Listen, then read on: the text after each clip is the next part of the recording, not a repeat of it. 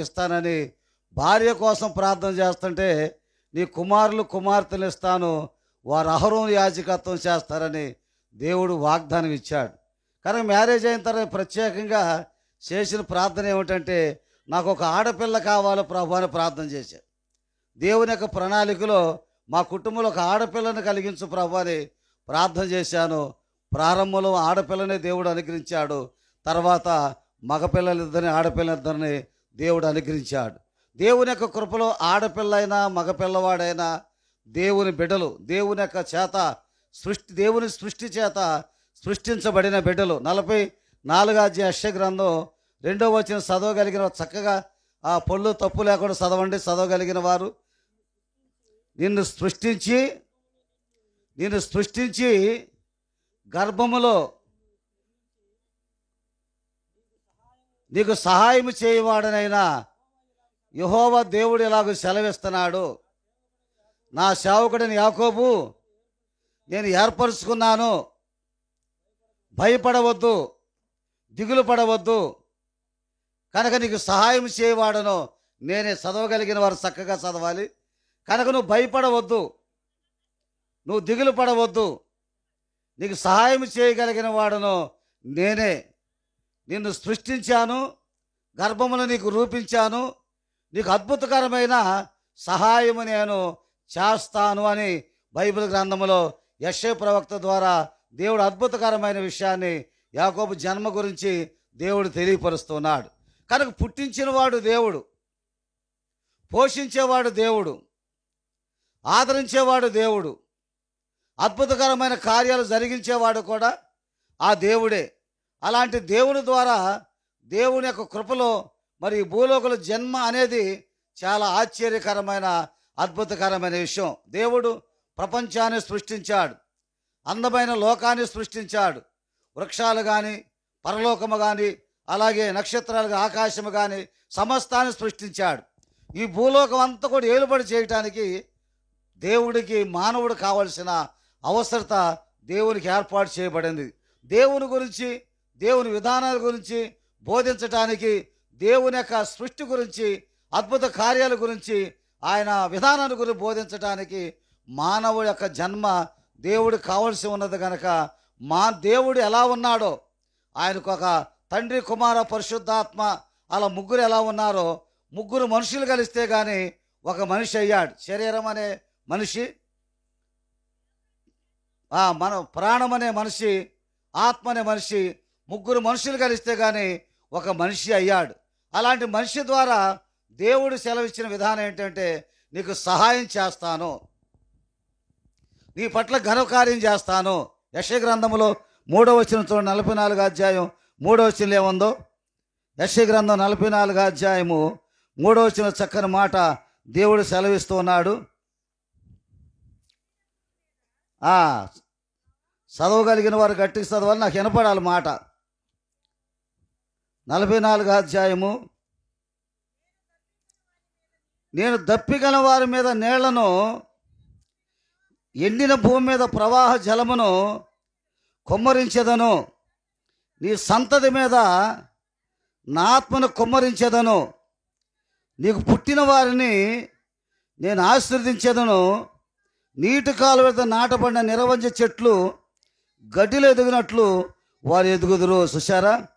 దప్పికొనిన వారి మీద నీళ్లను, ఎండిన భూమి మీద ప్రవాహ జలమును కుమ్మరించేదను, నీ సంతతి మీద నా ఆత్మను కుమ్మరించేదను, నీకు పుట్టిన వారిని నేను ఆశీర్వదించెదను.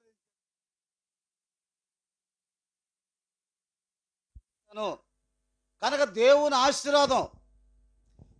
ఆశీర్వాదం రాబోతుంది. కనుక ఇలాంటి కూడికి ఏర్పాటు చేయటం కూడా దేవుని గొప్ప ధన్యత. వారు దేవుని యొక్క బిడ్డలు కనుక, దేవుని యొక్క సన్నిధికి వెళ్ళేవారు కనుక, దేవుని యొక్క కుమారుడు కూడా దైవ సన్నిధికి వెళ్ళాలని, దైవారాధన చేయాలని, దేవుని బిడ్డకు ఎదగాలని, ప్రయోజకుడిగా ఉండాలని, దేవుని ఆశీర్వాదం పొందాలని ఇంత ప్రణాళికలో ఇంత ఖర్చుతో కూడిన పని ఈ కార్యం జరిగిస్తున్నారంటే చాలా సంతోషకరమైన విషయం. ఒక జరిగిన విషయం చెప్తాను. పురుషుడు దొంగతనం చేసేవాడు, ఒక యవనస్త్రాలు కూడా దొంగతనం చేస్తూ జీవించేవాళ్ళు. వీళ్ళిద్దరికి లంగరు కుదిరింది, నిర్ణయించుకున్నారు, పెళ్లి చేసుకున్నారు. పెళ్లి చేసుకున్న తర్వాత కుమారుడు పుట్టాడు. కుమారుడు పుట్టిన సహజంగా పుట్టగానే ముసలోళ్ళు ముక్కోళ్ళు అందరూ గుమ్మం బయట ఉంటారు. పుట్టగానే ఆడపిల్ల కానీ మగపిల్ల కానీ ఏడుస్తున్నాడని వీళ్ళు కాసుకుంటారు. ఏడు వినపడితే ఆరోగ్యవంతుడే, ఏడు వినపడితే ఆరోగ్యవంతురాలే అని నిర్ధారణ చేసుకుంటారు. వెంటనే లోపలికి వెళతారు. ముసలి వాళ్ళు వాళ్ళంతా విలేజ్లు అంటే అందరూ పోగవుతారు. పట్టణంలో అయితే ఎవరింటికి వాళ్ళు హీరోలే కనుక లోపలికి వెళ్ళి ఆడ మగాన్ని చూస్తారు, అందరూ ప్రచారం చేస్తారు. ఇక ఇది మన తత్వం. మన సంతోషకరంగా హ్యాపీగా స్త్రీ అయినా పురుష అయినా బిడ్డ గురించి అందరూ ఆనందంగా ఉంటారు. సరే వాడు మగపిల్లాడు పుట్టాడు. మగపిల్లాడు పుట్టిన తర్వాత గట్టిగా పట్టుకున్నాడు. గుప్పిడ తెరవట్లా. పిల్లవాడు పుట్టుకతోనే గుప్పిటేలా పట్టుకున్నాడు, తెరవట్లా. ఎన్ని రకాల ప్రయత్నం చేసినా గుప్పిడి తెరవట్లా. ఎన్ని రకాల ప్రయోగాలు చేసినా గుప్పిడి రావట్లా. సరే డాక్టర్ గారు బాగా ఆలోచించాడు. ఆలోచించి ఏమయ్యా నువ్వు బాల్యం నుంచి ఏం చేస్తావు, నీ వృత్తి ఏంటని అడిగాడు. ఏమండి నాకు తల్లి లేరు, తండ్రి లేరు, నాకు ఎవరు లేరు, నేను బాల్యం నుంచి దొంగతనం చేశాను, దొంగతనంతో జీవించాను. ఈ అమ్మాయి తటస్థించింది, ఆ అమ్మాయిని వివాహం చేసుకుని అన్నాడు. ఆ అమ్మాయిని పిలిచాడు. ఏమమ్మా మీ పరిస్థితి ఏంటని. నాది కూడా నాకు ఎవరు లేరండి, నేనేదో చిన్న దొంగతనాలు చేస్తూ బ్రతుకుతున్నాను, ఆ పురుషుడు నాకు పరిచయం అయింది, మేము ఇద్దరు వివాహం చేసుకున్నాం, మాకు బిడ్డ కలిగాడు అన్న తర్వాత డాక్టర్ గారికి అర్థమైపోయింది వారిద్దరు దొంగలని. అర్థమైపోయిన తర్వాత డాక్టర్ గారు ఏం చేశాడు, పుట్టుకతోనే నర్సు కానుపు చేసే సమయంలో ఈ బిడ్డను లాగుతూ ఉంటుంది కదా, బయటికి లాగుతూ ఉండగా నర్సు చేతులు ఉంగరం ఉంది. ఈ ఉంగరం లాగేసి పట్టేసేసాడు. ఉంగరం లాగి పట్టేశాడు. గుప్పిడి తెరవట్లా. వాడు పట్టేశాడు ఉంగరం పట్టి. ఎవరు ఉంగరం? కానుపు చేసేటప్పుడు నర్సు గారు బిడ్డను మెల్లగా లాగుతూ ఉంటుంది కదా, లాగుతూ ఉన్నాడు. పుడతానే నర్సు గారి చేతులు ఉంగరాన్ని చూసాడు. తల్లి గర్భం నుంచి వచ్చేవాడే చూసి ఆ ఉంగరాన్ని బట్టి గుప్పిడి బిగించి చేసేసాడు. ఈ గుప్పిడి తెరవట్లా. డాక్టర్ గారికి అర్థమైంది. వెంటనే ఏం చేశాడంటే చైన్ తీసుకొచ్చి, అంటే మెల్ల బారుగా ఉంటుంది కదా, ఉంగరం చిన్నగా ఉంటుంది, ఇది పెద్దగా ఉంటుంది, ఆ చైన్ తీసుకొచ్చి ఆ బుడ్డోళ్ళ మీద చూపించాడు. చూపించగానే వాడేం చేశాడు తెలుసా, ఆ ఉంగరం వదిలేసి చైన్ పట్టుకుపోయాడు. దేవుని స్తోత్రం. పుట్టుకతోనే అలాంటి విధానాన్ని దేవుడు కల్పించాడు. అట్లాంటి పరిస్థితుల్లో ఉన్న మన జీవితాల్లో, మన బ్రతుకుల్లో దేవుని బిడ్డలుగా, దేవుని పరిచారకులుగా, దేవుని యొక్క నడిపింపులో గొప్ప బిడ్డలుగా మనల్ని దేవుడు మార్చిన సందర్భాలు ఇక్కడున్న మేమందరం చూస్తే, ప్రభు ద్వారా మార్చబడకపోతే, ప్రభు మా జీవితాలు మార్చబడిపోతే మేము ఎక్కడుండేవాళ్ళమో ఎలా ఉండేవాళ్ళమో.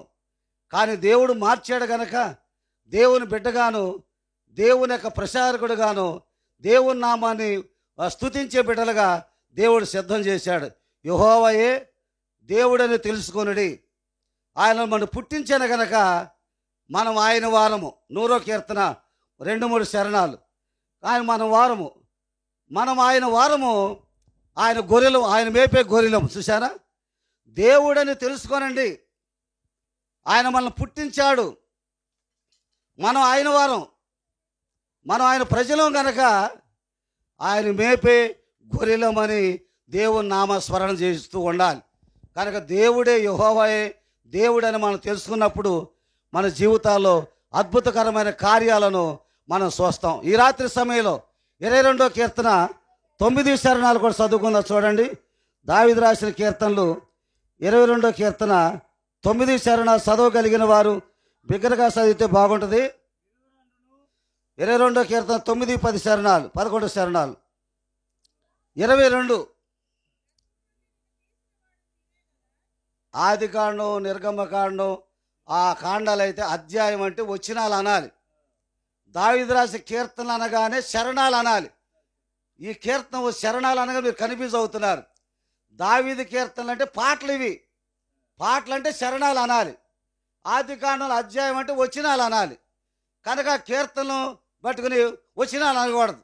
ఇప్పుడు దావీదు రాసిన కీర్తన 22వ కీర్తన 9, 10, 11 శరణాలు చదవమంటున్నారా? గర్భము నుండి నన్ను తీసినవాడు నీవే కదా, నేను నా తల్లి యొద్ద పానము చేయిస్తుండగా పానము చేయిస్తుండగా నీవే కదా నాకు నమ్మిక పుట్టించితివి.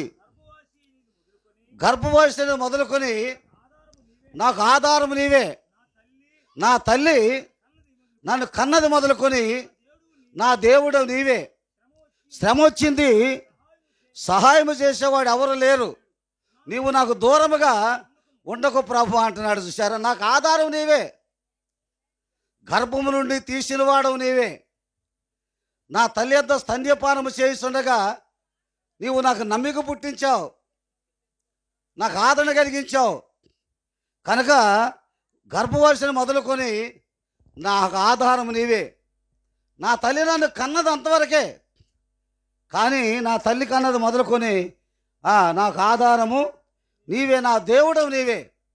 శ్రమ వచ్చినా, బాధ వచ్చినా, ఇబ్బంది వచ్చినా, ఇరుకొచ్చినా సహకార్యం నీవేనని భక్తుడు నీవే నాకు ఆధారం ప్రభు అని దేవుని మీదే ఆధారపడుతున్నాడు. దేవుడి మీదే ఆనుకుంటున్న 3వ కీర్తన 5వ శరణలు కడితే, దేవా నీవే నాకు ఆధారం. 10,000 మంది నా ప్రక్కన మోహరించినా నేను భయపడను, పండుకుంటాను, నిద్రపోతాను, మేలుకుంటాను, కానీ దేవుడే నాకు ఆధారం అంటున్నాడు. చూసారా? నేను పండుకున్నా దేవుడే ఆధారం, నిద్రపోయినా దేవుడే ఆధారం, మేలుకున్నా దేవుడే ఆధారం. కనుక దేవుడు నాకు ఆధారంగా ఉన్నాడు, సమస్తానికి ఆధారభూతుడు. కనుక దేవుడు మనకి ఆధారంగా ఉన్నప్పుడు ఆరోగ్యం ఇచ్చేవాడు దేవుడు, దారి చూపించేవాడు దేవుడు, గమ్యస్థానం నడిపించేవాడు దేవుడు, రక్షణ అనుగ్రహించేవాడు దేవుడు, ముందుకు నడిపించేవాడు దేవుడు. కనుక ఆధారం అనే సాదృశ్యం చూస్తే ఆరోగ్యం ఇచ్చేవాడు, దారి చూపించేవాడు, రక్షణలో నడిపించేవాడు, మన జీవితాలు ముందుకు నడిపించేవాడు ఆయనే. ఆయన ఒక్క క్షణము కూడా మనకు లేకపోతే మన జీవితంలో, మన యాత్రలో ఒక్క నిమిషం కూడా మనం ముందుకు సాగలేవు అని కీర్తనకారుడు దేవుని దగ్గర దేవుని స్తుతిస్తూ ఘనపరుస్తూ ఆరాధిస్తున్న సందర్భం ఆశ్చర్యకరమైన అద్భుతకరమైన విషయం. కనుక సామెతల గ్రంథం 3వ అధ్యాయం 26వ వచనంలో దేవుడు నీకు ఆధారమైనప్పుడు నీ కాలు చిక్కుల్లో పడినా ఆ చిక్కులన్నీ కూడా తొలగించేవాడు. చూడండి 3వ కీర్తన 3వ అధ్యాయం, సామెతల గ్రంథం 3వ అధ్యాయం 26వ వచనం. దేవుడు నీకు ఆధారం అవుతాడు, నీ కాలు చిక్కుపడకున్నట్లు ఆయన నిన్ను కాపాడతాడు. చిక్కుల్లో ఉన్నా కూడా కాపాడగలిగిన వాడు. ఎలాంటి చిక్కు సమస్యలు ఎదురైనా రక్షించగలిగిన దేవుడు. అందుచేతనే ఈ బాబు తల్లిదండ్రులు ఆ బిడ్డ విషయంతో భారం తీసుకుంటున్నారు. ఆ బిడ్డ విషయంలో ఎలాంటి లోటు లేకుండా సవిస్తర దేవుని సన్నిధికి వెళుతూ దేవుని నామాన్ని ఘనపరుస్తూ దేవుని బిడ్డగా ముందుకు సాగి గ్రామంలో, బంధువుల, రక్త సంబంధంలో మంచి సాక్షిగా ఉండాలంటే దేవుని ఆత్మ ఆవరించబడి దేవుని ఆత్మ చేత నడిపించగలిగిన అనుభూతి కలిగి ఉన్నప్పుడు దేవుడు ఆశ్చర్యకార్యం జరిగిస్తారు. మా కుటుంబం అందరూ దేవుని ఎరగని వారే, ఏ రోజు దేవుని చర్చికి వెళ్ళిన వారు కారు. మా తల్లిగారు నాకు ఒక మాట చెప్పింది, పెద్దవాడిని అయిన తర్వాత, నేను దైవభక్తుడిని అయిన తర్వాత చెప్పింది. ఏమని చెప్పిందంటే, మన కుటుంబీకులు ఎవరో దేవుని మందిరానికి వెళ్ళిన వారం కావం. దేవుడు అంటే మాకు తెలియదు, ప్రార్థన అంటే మాకు తెలియదు, దేవుని సత్యం అంటే మాకు తెలియదు. మా కుటుంబంలో కుమారుడుగా నువ్వే పుట్టావు, మగపిల్లవాడుగా. అయితే నీకు పేరు పెట్టాలని నిర్ణయం కలిగింది మాకు. మా ప్రక్కింటి దగ్గర, ప్రక్కింట్లో పెళ్లి కార్యక్రమం జరుగుతుంది. బ్యాండ్ మేళాలు మ్రోగిస్తూ ఉన్నారు. ఆ బ్యాండ్ మేళను మాట్లాడి నిన్ను బ్యాండ్ మేళ వాయిద్యాలు మ్రోగించుకుంటూ దేవుడి మందిరాన్ని తీసుకెళ్ళాం పేరు పెడతానికి. నీ పేరు పెడతానికి దేవుడి మందిరాన్ని తీసుకెళ్ళావు. నువ్వు పుట్టింది ఆదివారం పుట్టావు, కానీ మా అందరికీ దేవుడి మందిరం అంటే అడుగు పెట్టను మేము. నువ్వు పుట్టిన తర్వాత నీకు నామకరణ చేయటానికి దేవుని మందిరంలో తీసుకెళ్ళి దేవుని మందిరంలో బెనర్జీ అనే పేరు నీకు నామకరణ చేశాం. కానీ ఆ రోజే ఏమిటో ఇలా జరిగింది అనుకున్నాను. కానీ నువ్వు భక్తుడు, నువ్వు ప్రాణ పరిస్థితిలో మరణ స్థితులను బ్రతికి దేవుడిని బ్రతికించి ఒక దైవజనుడిగా తెచ్చి అనేక ప్రాంతాల్లో రాష్ట్రాలు నిన్ను నడిపిస్తున్నాడంటే దేవుడు నీ ప్రారంభంలోనే, నీ బాల్యంలోనే, నీ మొదట అడుగు దేవుని మందిరంలోకి వేయించాడు. దేవుడు ఎలని వారమే, నడపని వారమే దేవుని మందిరంలో నడిచాం కనుక నిన్ను దేవుడు ప్రయోజకుడు వాడుకుంటాడు. ముందుకే సాగు, కానీ వెనక్కి తిరగొద్దు. ఎలాంటి పరిస్థితి అయినా దేని మీద ఆధారపడవద్దు, ఎవరి మీద ఆధారపడవద్దు, ఏ జీతపత్యాల మీద ఆధారపడవద్దు. దేవుడు నిన్ను పిలిచాడు కనుక సంపూర్ణమైన సేవ చేయి, నమ్మకమైన సేవ చేయి. దేవుడిస్తే తిను, దేవుడు వినపద పస్తులుండు అని నా తల్లి నాకు సత్యం బోధించింది. అలాగే దేవుని కృపలో నిలబడ్డాం. దేవుడు ఆశ్చర్యకరంగా దేవుడు నడిపించాడు, దేవుడు ఆదరించాడు. రూపాయి లేక నడిచేలి సేవ చేసాం.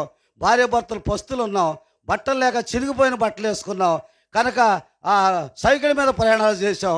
అనేక దిన పిల్లలు కూడా పస్తులు ఉంచాం. దేవుడు ఆశ్చర్యకరంగా ఈరోజు రాష్ట్రాలు తిప్పుతూ మరి ఎంతోమందిని పోషిస్తూ దేవుడు అద్భుత కార్యం జరిగిస్తున్నాడు. కారణం దేవుని వైపు చూస్తూ దేవుడే. 71 కీర్తన చదివి ముగించేసుకుందాం. 75 కీర్తన 5వ చరణం ముగించు. కనుక దేవుని వైపే, దేవుడిస్తే తినటం, దేవుడిస్తే నడవటం, దేవుడిస్తే ముందుకు సాగటం. అలా చేస్తే ఈరోజు అద్భుతకరం వేలు ఖర్చు పెట్టుకుంటూ దేవుని సేవ నిమిత్తం దేవుళ్ళ ముందుకు నడుస్తున్నామంటే ఆ ప్రారంభ ప్రార్థన విధానం ఆశ్చర్యకరమైన విషయం. 75వ కీర్తన చదివి 71వ కీర్తన చదివి ముగించేసుకున్నాం. చూడండి. యెహోవా నీ శరణు వచ్చున్నాను, నేనెన్నడూ నన్ను సిగ్గుపడనీయకము. నీ నీతిని బట్టి నన్ను తప్పించము, నా నీతిని బట్టి నన్ను తప్పించము, నన్ను విడిపించము. నీవు చెవియొగ్గి నన్ను రక్షింపుము. నేను నిత్యము నాకు ఆశ్రయదుర్గముగా ఉండము. నా శైలమా, నా శైలము, నా దుర్గము నీవే. నీవు నన్ను రక్షింపు నిశ్చయించి ఉన్నావు. నా దేవ, భక్తిహీనుల దేవుని చేతుల నుండి నన్ను రక్షింపుము. 71 కీర్తన 5వ చరణం కూడా చూడండి. నా ప్రభువా యెహోవా, నా నిరీక్షణ ఆధారం నీవే, నా నిరీక్షణాస్పదం నీవే. బాల్యము నుండి నా ఆశ్రయం నీవే. గర్భాశ్రయం మొదలుకొని నీవే నాకు ప్రాపకుడై ఉన్నావు. తల్లి గర్భంలో ఉద్యమం చేసిన వాడు నీవే. నిన్ను గూర్చి నేను నిత్యము స్తుతిగానము చేసేదను. నేను అనేకులకు వింతగా ఉన్నాను. నీవు నాకు బలమైన ఆశ్రయం నీవే. చూసారా, బాల్యము నుండి నా ఆశ్రయం నీవే. నన్ను వింతగా చేశావు. తల్లి గర్భం నుంచి పుట్టిన దగ్గర నుంచి ఒక మంచి బలము కలిగిన వాడికి సిద్ధపరిచావు, ఒక ప్రయోజకుడికి సిద్ధపరిచావు కనుక నేను నిన్నే స్తుతిస్తాను, నిన్నే ఆరాధిస్తాను, నిన్నే గనపరుస్తాను. నీ కొరకు నా జీవితంలో ముందుకు నడుస్తానని భక్తుడు బాల్యములోనే దేవుని నామాన్ని గనపరుస్తున్నాడు. కనుక దేవుని విషయంలో ఈ బాలుడు ఎంత ధన్యుడో, ఎంత దీవెనకరమైన ఆశీర్వాదం పొందటానికి దేవుడు అవదలేస్తాడో, భవిష్యత్తు కాలంలో ఆ బిడ్డను ఎలా వాడుకుంటారో అనుకోని రీతిగా దైవ సేవకులను పిలిపించాడు. మరి ఎరగని నన్ను కూడా ఈ ప్రాంతం మద్రాసు ప్రాంతాన్ని పిలిపించి ఈరోజు ఆ బాబు గురించి మాట్లాడటానికి దేవుడు అవకాశం ఇచ్చాడంటే నా చరిత్ర ఎలాగో క్షణంలో తలకిందలై దేవుని మందిరానికి వెళ్ళిందో అలాగే బాబు విషయంలో కూడా అద్భుతకరంగా ఆశ్చర్యకరంగా జరిగించాలని మరి పాస్టర్ గారు ప్రార్థన చేసి ముగిస్తారని నేను ముగిస్తూ ఉన్నాను. మరి దయచేసి ఒక మనవి, పాటల పుస్తకాలు మరి ఇట్లాంటి పెద్ద పుస్తకాలు కావాలంటే మీకు దొరకవు. ఇది 120 రూపాయలు అసలు రేటుగా ఇస్తున్నారు. మరి కావాల్సిన వాళ్ళు ఈ బుక్ కావాలంటే తీసుకోనండి. మరి అలాగే స్తుతుల బుక్ కూడా 30 రూపాయలకి ఇస్తున్నారు. ఈ స్తుతుల బుక్ కూడా దేవుడు చెప్తే రాశారు కనుక మన చేతిలో బైబిల్ గ్రంథం ఉండాలి, మన చేతిలో పాటల పుస్తకం ఉండాలి, మన చేతిలో ప్రభువును స్తుతించే స్తుతి బుక్ కూడా ఉంటే మన జీవితాలు ఎంతో ఆనందకరమైన విషయం. కనుక ప్రభు పేరట నేను మీ అందరికీ నా వందనాలు చెల్లిస్తూ ఈ వాక్య సారాంశం ముగిస్తున్నాను. పాస్టర్ గారికి సమయం ఇస్తున్నాను. మంచిది. ఈ సమయంలో చక్కని వర్తమానం అందించిన మరి బిషప్ గారికి, దానిలో గారి ప్రభువుల వందనాలు. మంచిది. ఈ సమయంలో చివరి అంశంలోనికి వచ్చున్నాం. మరి యేసేపు యశోద మరి బాబుని తీసుకొని వస్తే ఒక పేరు నామకరణం చేసి ప్రార్థన చేద్దాం.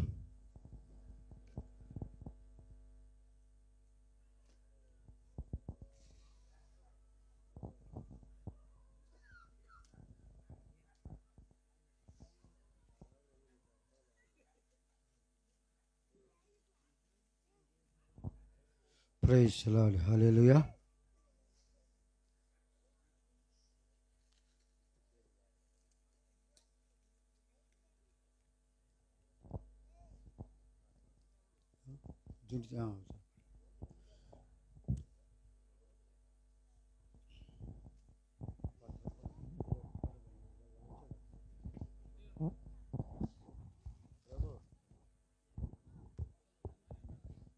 Praise the lord. దేవునికి స్తోత్రాలు.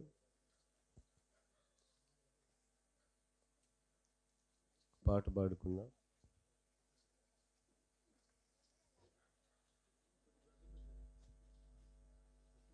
దేవుని స్తోత్రాలు. ఓకే.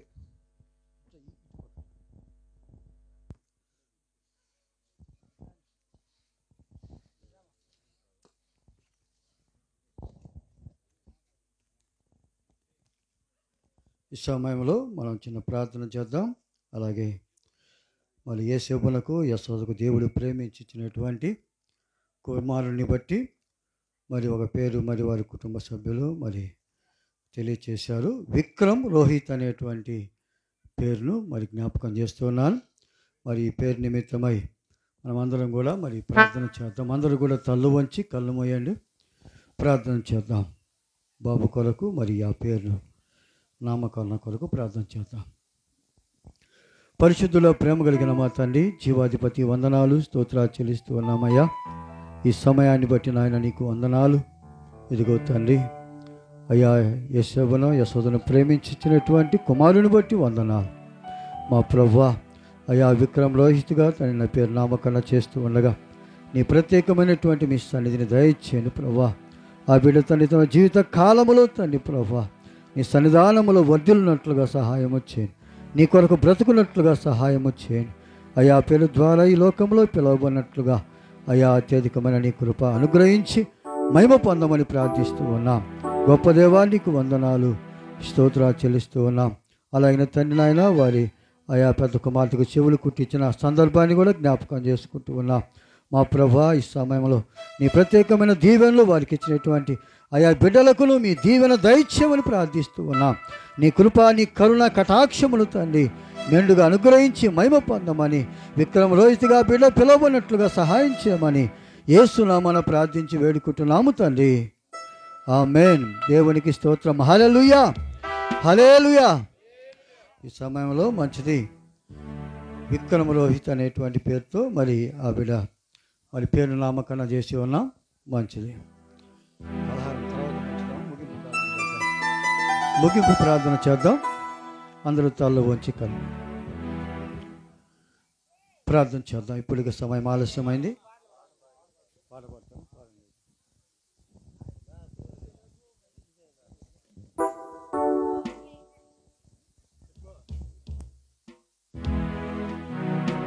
Praise the lord.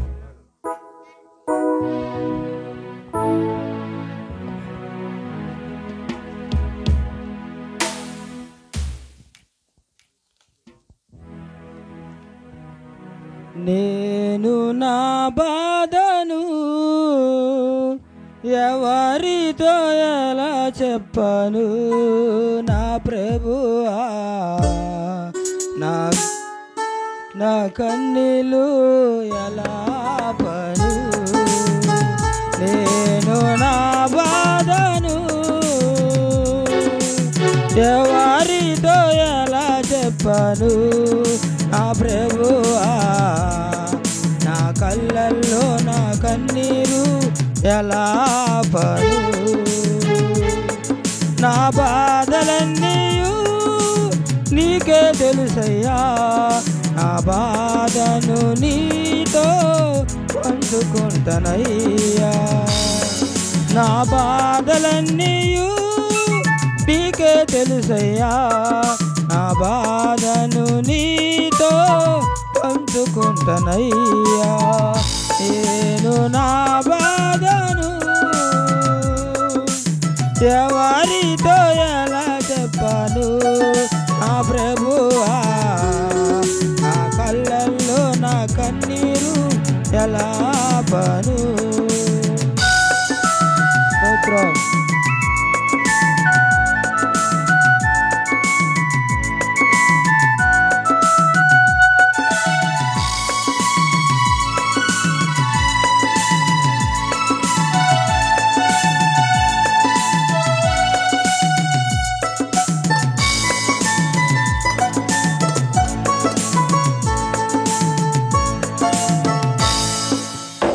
శాంతి సమాధానం లేని వాడనై ప్రభు నేను, అలసిన ప్రాణముతో అడుగడుగున ఓటమితో ఒంటరినై ఉన్నాను.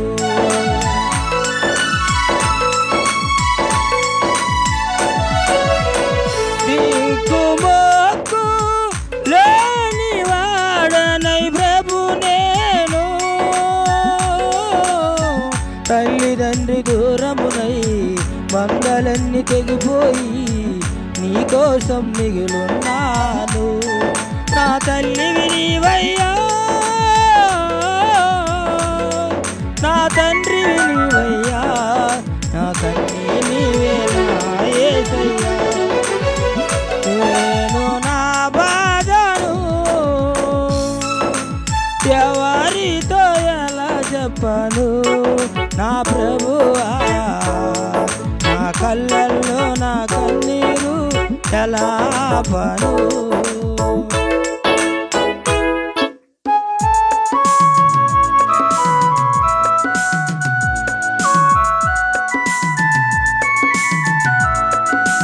స్తోత్రం. హల్లెలూయా.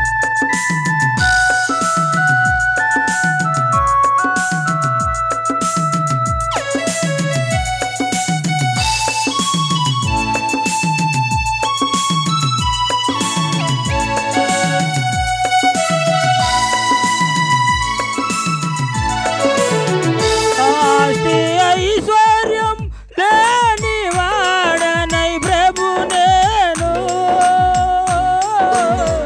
ఈ పాపలోకములో చెదరిన మనసుతో ఏదో అలా బ్రతికున్నాను.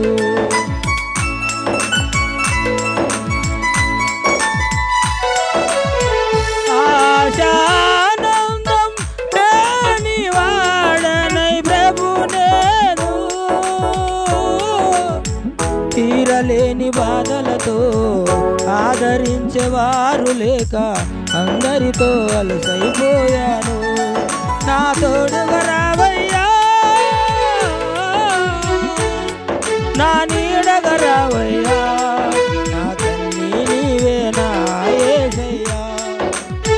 నేను నా బాధను ఎవరితో ఎలా చెప్పను నా ప్రభువా, నా కళ్ళల్లో నా కన్నీరు ఎలా పను.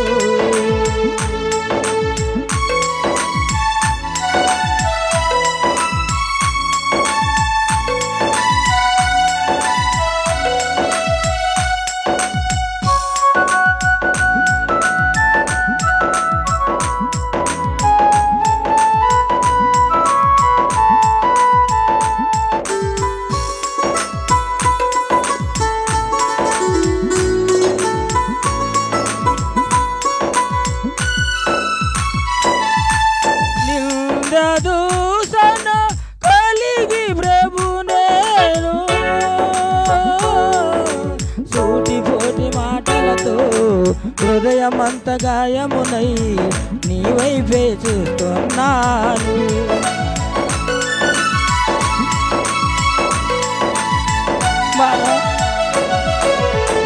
మరణం నా ప్రాణం విడువని మరణమే న్యాయమని వేరే గతి లేదని నీ చిత్తం జరగాలని. నా మరణము నీవయ్యా, నా జీవము నీవయ్యా, నా కన్నీ నీవే నా యేసయ్యా. నేను నా బాధను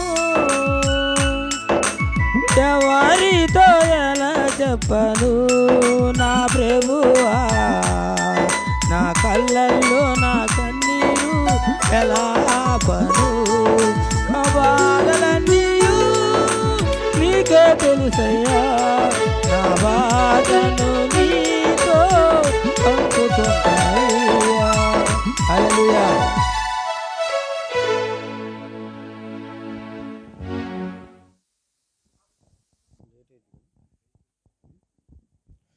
ప్రార్థన చేద్దాం.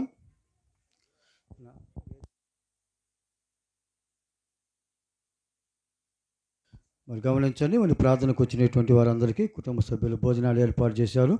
అందరూ కూడా భోజనం చేసుకొని వెళ్ళాలని మనం చేస్తూ ఉన్నాం. ప్రార్థన చేద్దాం. పరిశుద్ధ